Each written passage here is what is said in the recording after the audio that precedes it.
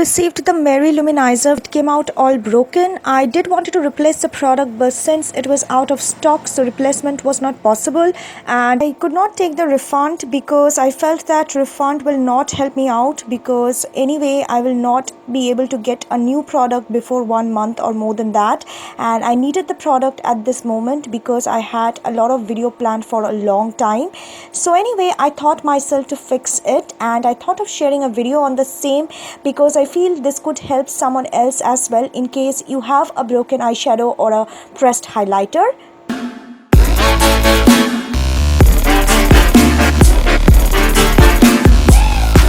So in order to fix any broken eyeshadow or pressed powder highlighter, the first thing you're going to need is rubbing alcohol or surgical spirit. You can get them in any nearby medical store. They hardly cost you 50 to 60 or 100 rupees max. Along with it, I'm going to take some tissues or paper towel, and the final thing you're going to require some utensils to press the product once it is done. Yes, and try to pick the utensil as per the shape of the product you are trying to fix. For example, if you're trying to fix a small eyeshadow, then take a coin, because probably the coin is the exact shape of the eyeshadow or the size of the product. Here I'm trying to fix a big highlighter itself, so I have taken that bowl which is almost in the shape of that highlighter. So the very first thing which I'm going to do is crumb the product properly, because as you can see there is still some chunks of product, and until they are quite crumbly it is not possible for me to fix it. So I'm just taking the back of the spoon and slowly crumbing the product into powder, and you need to take your time to do this. You just cannot rush, because yes, every good things are done with patience, so you need to have a bit of patience while you do this, and this is going to be a bit messy of course, so yes, do it at a place where you can fix that mess. So I'm just taking my time, and you can see I'm breaking the product into powder. What I'm going to do is apply some amount of rubbing alcohol. Now when you apply the rubbing alcohol, do not put a lot at one go. Just apply a bit and then move on with time as per the requirement, because you just need to make sure that you can mix the product, all this powder well with the rubbing alcohol.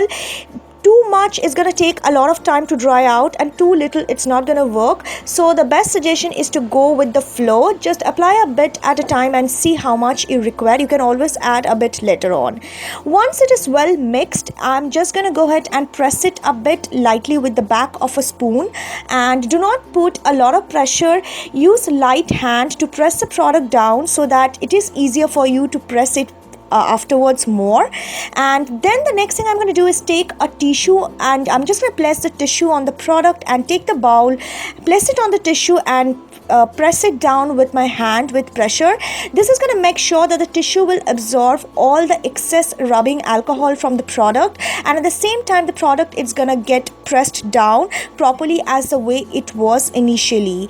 And once I've done it for quite a long time, I'm just going to go ahead and clean the side of the product and continue pressing it further, because still there is quite an amount of rubbing alcohol in it. Don't worry, rubbing alcohol slowly gets evaporated, so anyway it will disappear from the product, so your product will work just fine like the original way it is supposed to. It will not affect its application.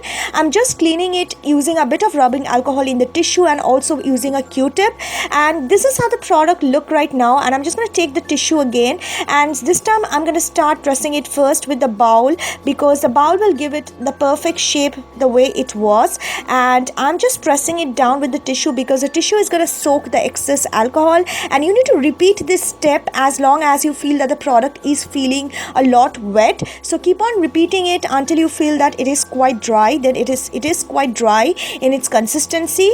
So as you can see, I am repeating the procedure. Once you are happy with it, then you can take the tissue again and start pressing it a bit with your finger. In case you are fixing an eyeshadow, then try one finger. Here I'm fixing a big highlighter, so I'm using all my fingers, but do not press with huge pressure. Use light hand, because this is just going to make the product to be a bit more plain.